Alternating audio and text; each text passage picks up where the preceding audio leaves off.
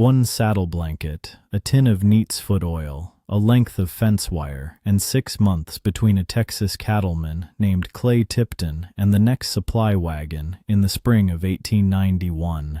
He ran a line camp 40 miles north of Fort Worth with nothing but what fit in his saddlebags, and that cabin stayed livable, warm, dry, and stocked through a whole winter without a single trip to town. One man, one cabin, 6 months. If your household ever ran on less than what you've got now, and you couldn't make it work today without Amazon Prime and a credit card, sit down, neighbor. Most folks in this country right now couldn't keep a house running for 2 weeks if the power went out and the road washed out, and they've got a garage full of tools and a pantry full of groceries. That's not an insult, friend. That's just the shape of what we lost. But here's the twist. Tipton wasn't a genius. He wasn't rich. He knew 25 things his great-grandsons' great-grandsons don't, and every single one of them still works today. In your house, in your barn, on your land, right now. Every one of them was written down, taught out loud, passed cowboy to cowboy for 100 years, and every one of them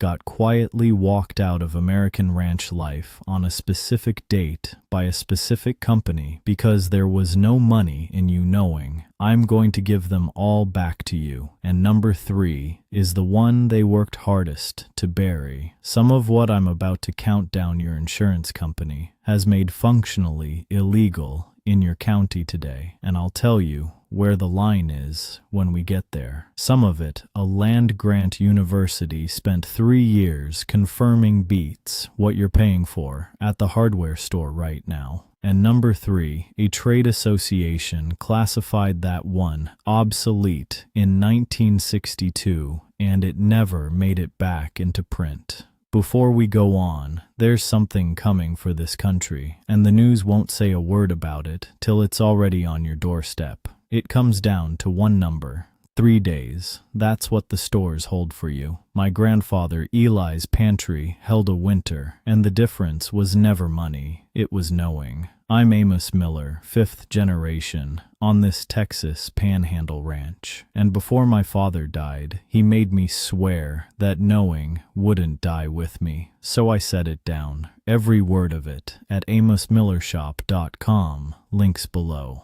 All right, back to it. Number 25. Saddle soap from bacon grease and wood ash. Your great-grandfather never bought a bar of saddle soap in his life. He'd take the drippings from the breakfast skillet, strain them through cheesecloth into a tin can, then mix in a handful of sifted wood ash from the stove until it thickened into a paste.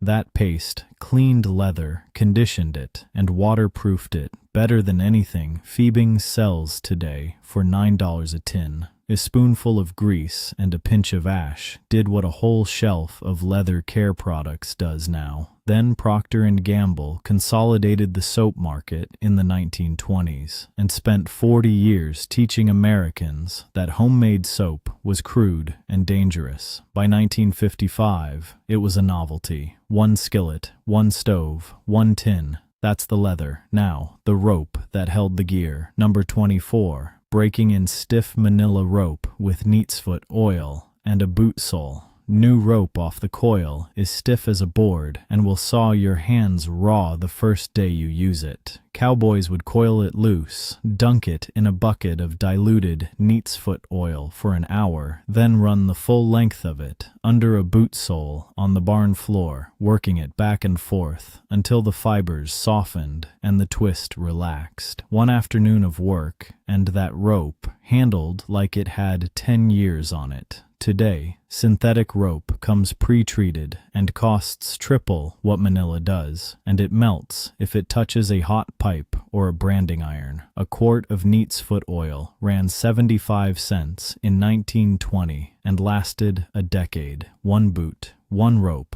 1 hour. That's the rope. Next is the wire that held the fence. Number 23. Splicing fence wire with a twist stick instead of a come-along. When a strand of barbed wire snapped mid-span, a cowboy didn't ride back to the barn for a fence stretcher. He'd cut a green willow stick about as thick as his thumb and 18 inches long, loop the two broken wire ends around it 3 times each in opposite directions, then twist the stick like a tourniquet until the wire drew tight. A rock wedged under the stick held the tension, and he'd tie off the ends with baling wire. The splice held till the next fence crew came through, sometimes years. Then come-alongs and ratchet pullers hit the farm supply catalogs in the 1940s, and fence repair became a 2-man job with $60 worth of tools, a green stick, and 5 minutes. That's the splice.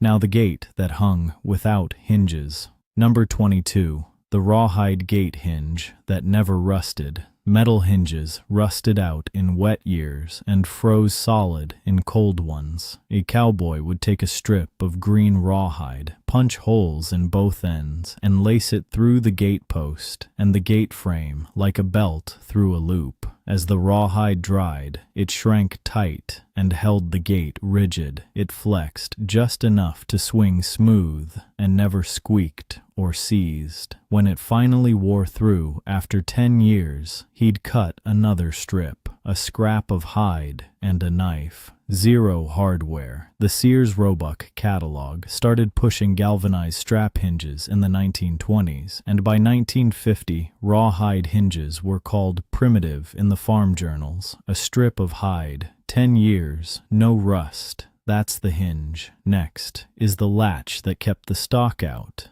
Number 21. The drop bar gate latch carved from a single branch. A length of oak branch with a natural fork in it, planed flat on one side and pivoted on a single nail through the trunk section. The fork dropped into a notch on the gate post, and gravity held it closed. Lift the fork, swing the gate. No springs, no screws, no parts to lose. It worked in dust, in mud, in snow, and a child could operate it with one hand. Then the 1960s brought the tube steel spring latch, and every farm supply store stocked them for $4 a piece. They rust, they jam, they break. The drop bar didn't. One branch, one nail, 20 years. That's the latch. Now the door that never stuck. Number 20. Planing the door edge with wet weather in mind. A cowboy building a cabin door would plane the latch edge a full 1/8 inch short of flush in dry weather, knowing the wood would swell when the rains came and fit tight when it mattered. He'd rabbet the hinge edge so the door sat proud of the frame by a 1/4 inch in summer, flush in winter. That door never stuck and never leaked. Eli wrote about this in the fall of 1944, right after he rebuilt the barn door on this place. He said, "A door that fits in August won't close in November unless you plan for the wood to move."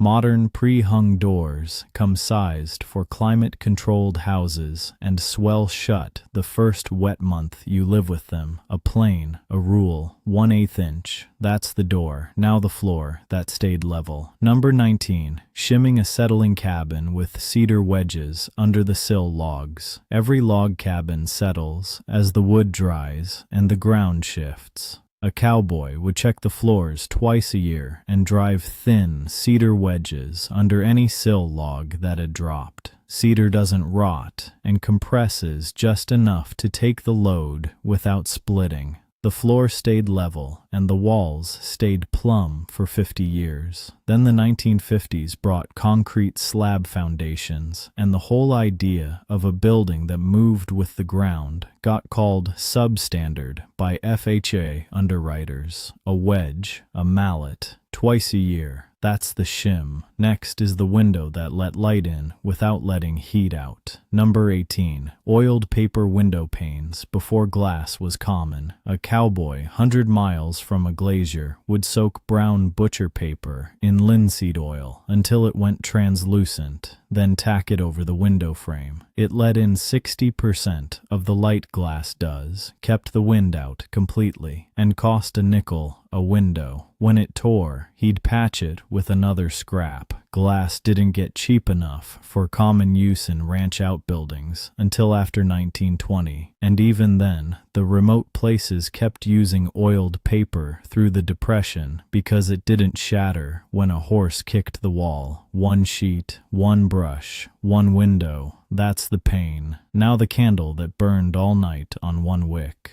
First pattern break, friend. Notice the shape of it. Every single one of these. The soap, the rope splice, the rawhide hinge, the oiled paper didn't die because it stopped working. It died because somebody with a factory needed you to stop doing it in your own barn. It gets worse from here. Number 8 is the one that'll make you angry. Number 17. Making fire starters from pine cones and bacon grease. Every fall, a cowboy would gather a grain sack full of dry pine cones, dip the bottom half of each one in melted bacon grease, and let them harden on a scrap of canvas. One cone under the kindling would start a fire in wet wood on a cold morning, burned for 5 minutes, and cost nothing. 100 cones lasted the winter. Then Diamond Match Company spent the 1920s and 30s building the wooden kitchen match into an American household staple, and the cone bucket disappeared from the back porch. A pine cone starts a fire the same way a match does, just slower and longer.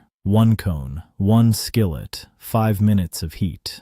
That's the fire. Now the light that didn't need a match at all. Number 16. The char cloth tinderbox that never ran out. A scrap of cotton fabric baked in a closed tin until it charred black, then stored dry in a small can with a striker flint and a piece of high-carbon steel. One spark landed on the char cloth. You blew it into a coal, and you had fire. A handkerchief-sized piece of cloth made 50 fires, and the tin lasted a lifetime. It was standard kit for every line rider through the 1880s. Then safety matches got cheap, then Zippo lighters, then disposable Bics. Nobody outlawed the char tin. They just made you feel like a fool for carrying one when a lighter cost $1. One tin, one flint, 50 fires. That's the spark. Next is the cooking fire that used half the wood. Number 15. The keyhole fire for cooking and heat from one small burn. A cowboy didn't build a bonfire to cook supper. He'd lay a keyhole-shaped fire, a narrow trench for the burn, a round pit at the head for the coals. The green wood burned in the trench and fed coals into the pit where the cookware sat. It used a third of the wood, a regular fire does, and put the heat exactly where you needed it. You could cook on one side and warm your hands on the other. The Boy Scouts taught this method through 1965. Then the camping stove industry convinced the National Council that open fires were dangerous, and the keyhole fire got pulled from the handbook. One trench, one pit, 1/3 the wood. That's the fire. Now the pot that hung over it. Number 14. The adjustable trammel hook, forged from a single bar, a length of 1/2-inch round stock, heated and bent into an S-curve, with notches filed every 2 inches along the lower leg. The top hook hung from a crossbar over the fire. The pot hung from whichever notch put it at the right height over the coals.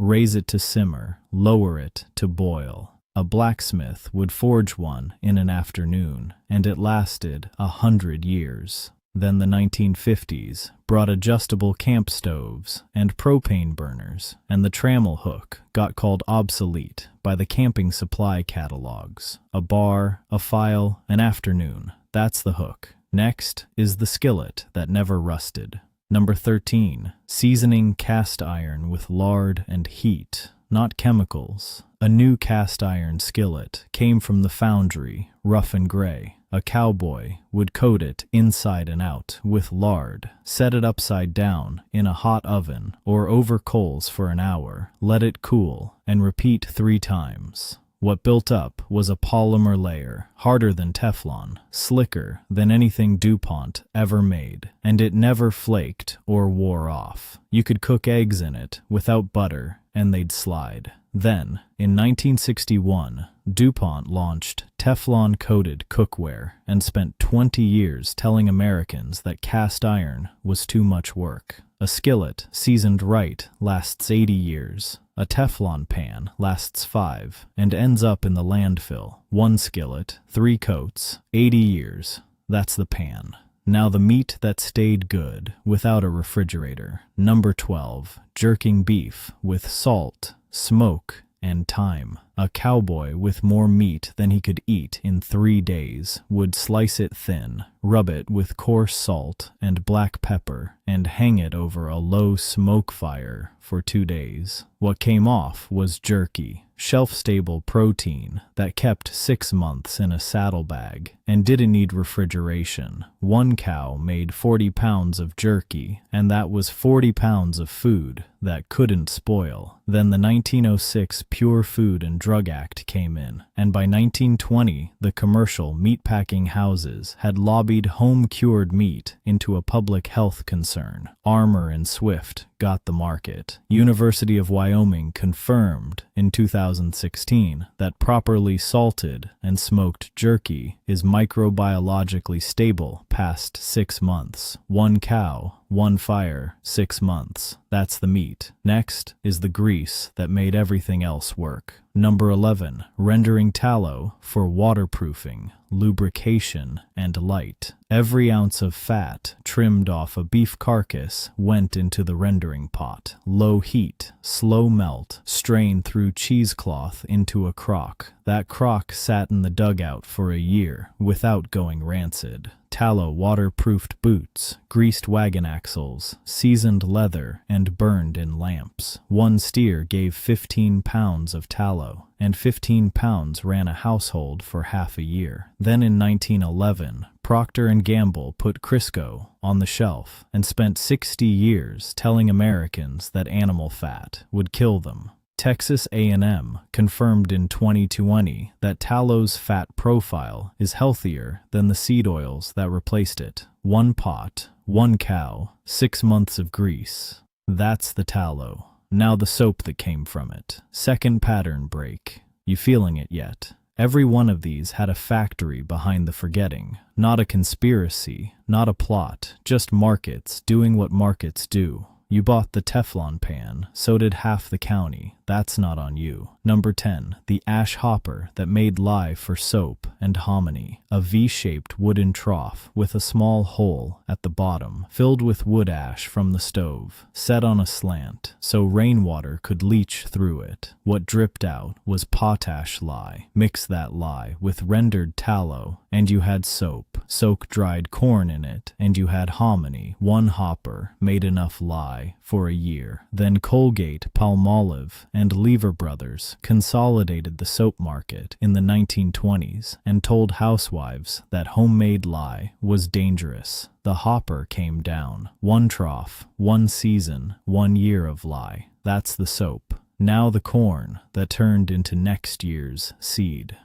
Number 9. Saving open-pollinated seed corn for replanting. A cowboy with a garden patch would let the best ears on the stalks dry fully, shuck them, shell them by hand, and store the kernels in a sealed tin. That seed was free. It was adapted to his ground, and it came back true every year. Then, in 1926, Henry A. Wallace commercialized hybrid corn, and seed companies built a business model on seed that couldn't be saved. By 1960, open-pollinated corn was called old-fashioned and unproductive. The 2003 USDA germplasm study confirmed that certain open-pollinated varieties match hybrid yields in specific climates and require 0 repurchase.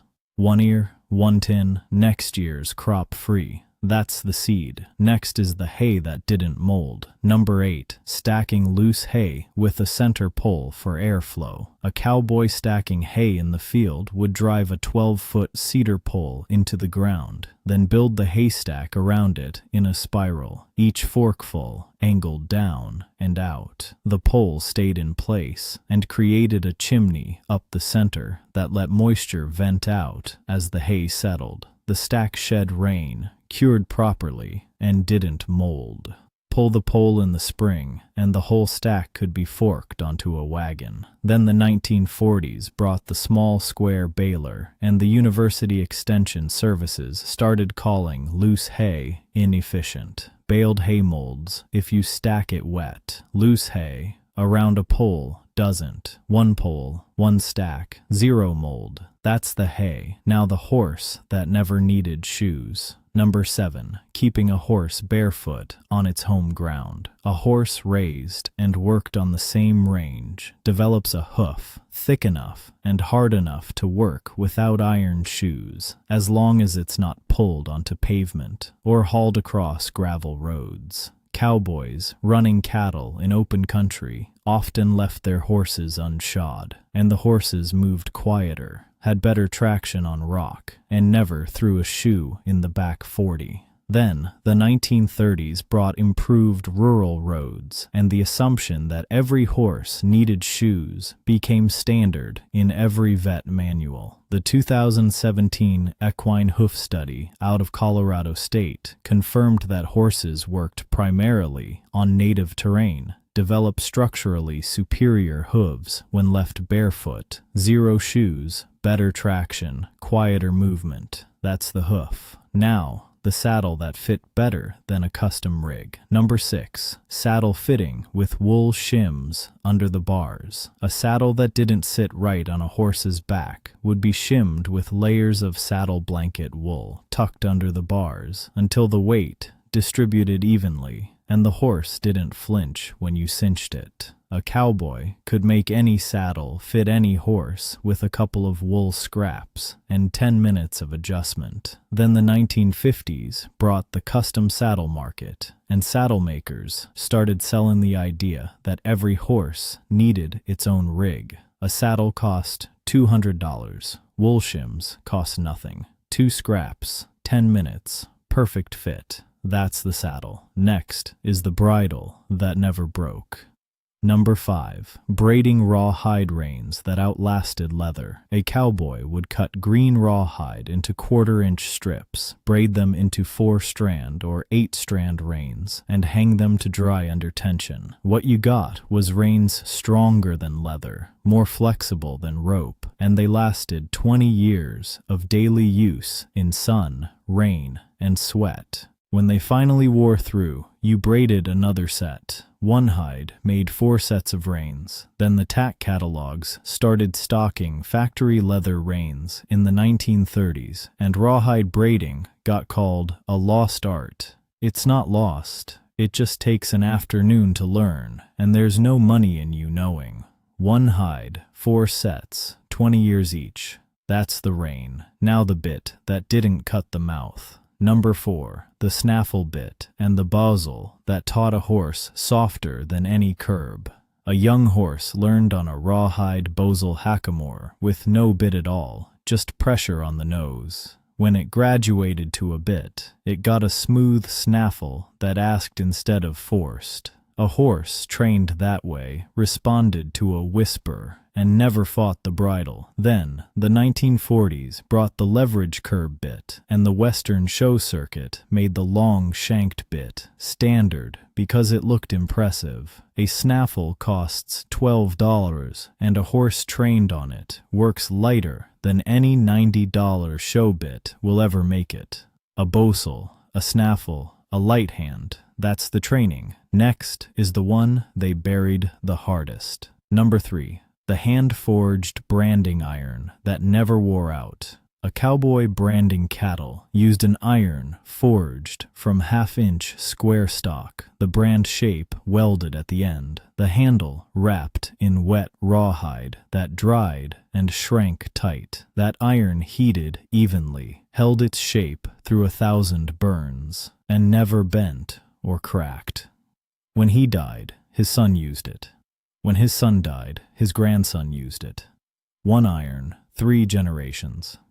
Then the ranch supply companies started selling cast iron replacement heads in the 1960s, and the American Farriers Association put out a bulletin in 1962 saying hand-forged irons were inconsistent and obsolete. The bulletin was written by a man who sold casting molds. Cast iron cracks. Forged iron doesn't. 1 iron, 100 years, 3 generations. That's the brand. Now the fence that held the cattle better than barbed wire. Number 2, the zigzag rail fence that needed no wire or posts. A cowboy with timber and no wire would split rails from cedar logs and stack them in a zigzag pattern, each rail end resting in the notch of the one below it. The fence stood on its own weight, flexed in the wind, didn't rot, and a horse wouldn't try to jump it. No post holes, no wire, no staples, just rails and gravity. Then barbed wire hit the market in 1874, and within 20 years, the railroad and the wire companies had made wooden rail fences look wasteful and old-fashioned. A zigzag fence stood 60 years and could be moved if you needed to shift the pasture. 1 axe, 1 forest. 60 years. That's the fence. Now the last one, the one they really don't want you to know. Number 1, the bunkhouse bread oven built from mud and stone. A cowboy with no stove would dig a pit, line it with flat stones, build a dome over it with mud bricks and straw, let it dry a week, and fire it for a day to harden it.